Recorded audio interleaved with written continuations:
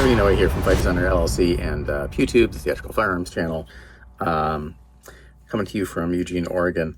This is a follow-up to a previous post I had where I was talking about these fake suppressors that can simulate muzzle flash. And again, most of these have a motion detector near the end that is designed to be able to detect when a NERF dart or an airsoft BB or a gel capsule or whatever flies through towards whoever you're shooting it at, and it'll simulate some muzzle flash and also usually charge a little light inside so that if you have tracer rounds or glow-in-the-dark NERF darts or glow-in-the-dark airsoft BBs or whatever, it'll charge those out so you get sort of a tracer bullet effect. This one that I was doing the initial testing with is a fairly cheap one that was designed to work with NERF darts, so it's fairly large diameter.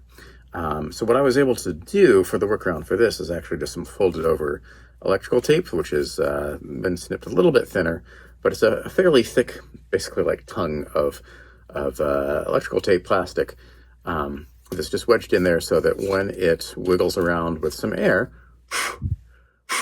it will make the light. But the challenge is this is fairly large. It's designed to go on, you know, maybe like your M4 or something like that, that is shooting NERF darts.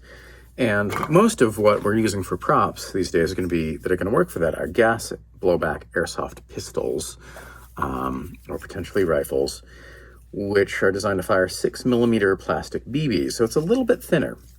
So we've got things like this, and this is the Spitfire tracer unit that I first talked about a year ago when I was trying to figure out how to make these work. I really wanted to make this work because it was really cool to get this idea that you could get simulated muzzle flash, but obviously I don't want to be firing plastic BBs at my actors on set. That's just not safe. So I was able to dig one out of storage, found it today, got it stored up, got it charged up just enough to at least have a little bit of power. So yes, it can do the flash when you have something passing through here. There we go. Yep. Got a little motion detector in there. But I think this is a little bit too thin for electrical tape. So here's the other thing. I was at a Pride parade today because it's Pride Month. Happy Pride. And someone had streamers on their booth, some of which had broken off. These were things that blow around in the wind really easily, and one of them had already ripped off and was on the ground and about to blow away and just become trash, non-biodegradable. And I was like, you know what? I have the perfect way to upcycle this. So I grabbed it before it blew away. And this is my test. I'm going to see if I can put this down the middle of there. It does seem to set it off. It's even a muzzle flashy kind of color for that matter. Now, obviously, I don't want it like sticking out the end. I don't want it to have like it's sticking its tongue out at you. So the question part is, how far out does it need to go in order to do the job? Where is the actual motion sensor? And it looks like the motion sensor is fairly close to the back. So you can kind of see, if I put my finger here, you can see this is the full length of the suppressor. This is a crossbow bolt I was making at one point. And you can see it triggers it about there. So it's towards the middle. So you don't have to go all the way to the end to be able to trigger that. So this doesn't have to be the full length. So what I'm gonna do, I'm gonna get it to about there, just for my test. Stick it in there, and then fold it over. Again, this is just a temporary test. And I have here this is a WE gas blowback. I got a little adapter. I haven't bothered taking the orange off this. Doesn't matter for this test. Threaded barrel adapter for this 1911. What happens if I can just kind of wedge this in here with the threading itself? Get it jammed in. You can tell I didn't plan this very well because I've chose a 1911 with green grips and I've got a green screen backdrop. I might turn the lights down a little bit anyway for the purposes of this test.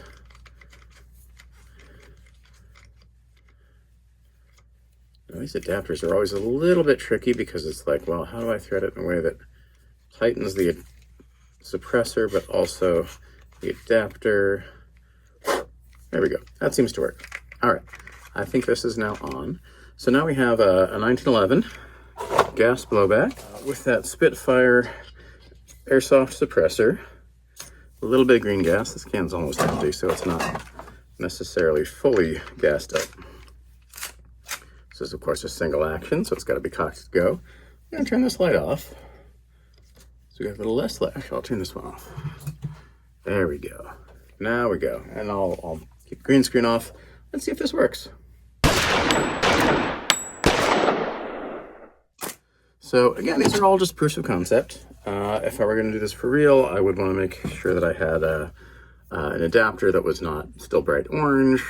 I'd probably secure that instead of just like wedging it in with the threading. I would want to make sure that the adapter was secure into the pistol before I tried to thread in the suppressor, because they're threaded in such a way that tightening one loosens the other. This is just dumb the way they did this in terms of clockwise and counterclockwise. They didn't think that through very well, I think. But you know, that's life. But obviously this is a much smaller suppressor than the one I was playing with before. So while this could certainly work with at the end of a rifle that's pretending to be 5.56 or 223, this is a much smaller. This is more like a muzzle redirect device. So, you know, I've got things like this that I've seen on AR-15s that are designed not actually as suppressors, but just to direct the sound more downrange, because the person you're shooting at, I don't care how loud it is for them, I just don't want the loudness for me. And some of these screw off, and there's, you know, compensators underneath and things like that, but they're not necessarily suppressors, which is great because if you want to be able to fully in the full sound and have a little bit of flash, but still have something here to be able to do that, because right now this unit is still too big to be able to like just stuff down the barrel of an airsoft. So I can't build this into the prop yet. Of course, it does also work with these larger ones if you want it to really look like a proper can.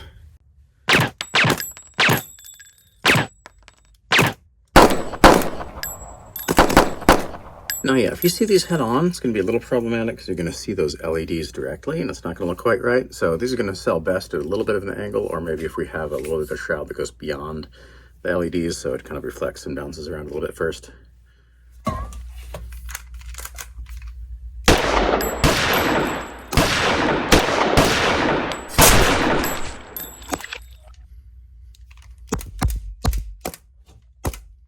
So it seems to mostly work. As a proof of concept anyway. I think if anything, one of the biggest issues is just with these stupid adapters where you tighten one thing and it loosens the other end automatically, but yeah, and I can probably find a better way to attach this other than just wedging it in there, but I think for now, as a proof of concept, this little bit of foil tape did great. Just getting wedged in there with this Spitfire Muzzle Flash adapter. Now, it's a bit of a giveaway. You know, it says on the side, made in China, tracer, Spitfire, blah, blah, blah. So, you know, for props use, I should probably paint over this or put it in a different housing or something like that, get a different dummy suppressor.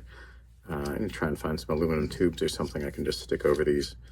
And I think that, again, might help also just if the LEDs are a little further buried down inside something else. Boop, I just blew up my little bit of confetti.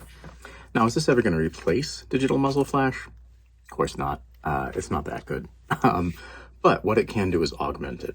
And it gives us some real onset light effects and things like that. And yeah, you can go through and you can rotoscope exactly where you want a little light spill to happen. And yeah, I mean, there's not this you can't do digitally at this point. If you really know what you're doing and you have the time and you have the budget and you have the people and all that.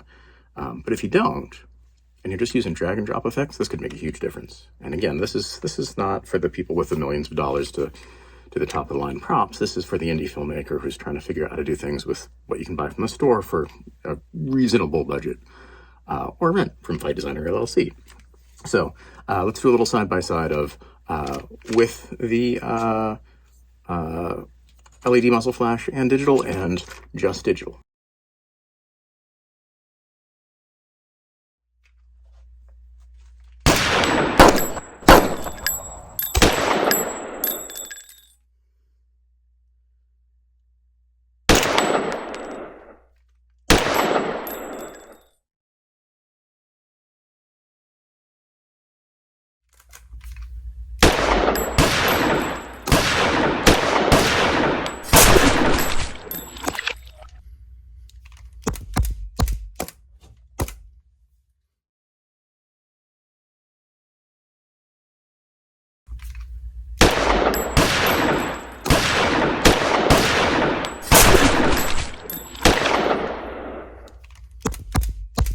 again, next step in the proof of concept. That's really all it is.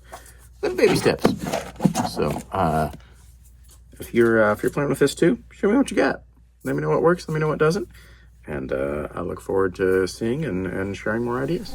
Thanks.